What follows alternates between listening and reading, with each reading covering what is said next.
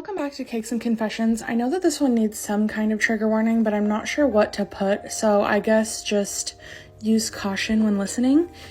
To set the scene, in high school there was a female teacher who was known for being extra touchy with her male students. It felt a lot like the staff knew about it but wasn't helping. One of the nastiest pranks ever pulled on a teacher was the one I did to her. This teacher's special interest was her dogs, and it was well known that she adored them. We will call her Miss A. One day when I was a freshman, Miss A asked me to stay after class, and to make a long story short, she grabbed my junk. I ran out of there as fast as I could, but I had no one to tell. My dad would have told me to be a man, and as captain of our school's baseball team, my friends would have made fun of me and never let me live it down, so I kept it to myself. Truthfully, I was scared and humiliated, and that made it even worse.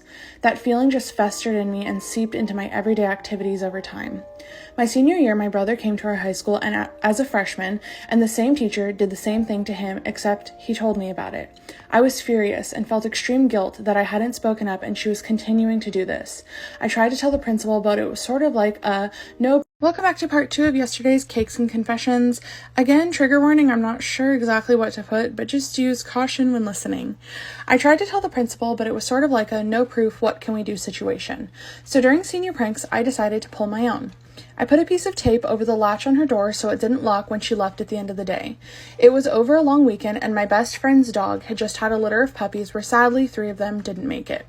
I asked him to save them for me, made him swear he'd never talk about me picking them up. Although he gave me the strangest look, he kept them. I took the puppies, let myself into her classroom on Friday night, and put them in her trash can. On Tuesday morning, she arrived to her classroom to find what I had left, and I'm sure it didn't smell too great. I heard her scream from down the hallway. The whole school found out as people started talking, and apparently Miss A was looking for a puppy M.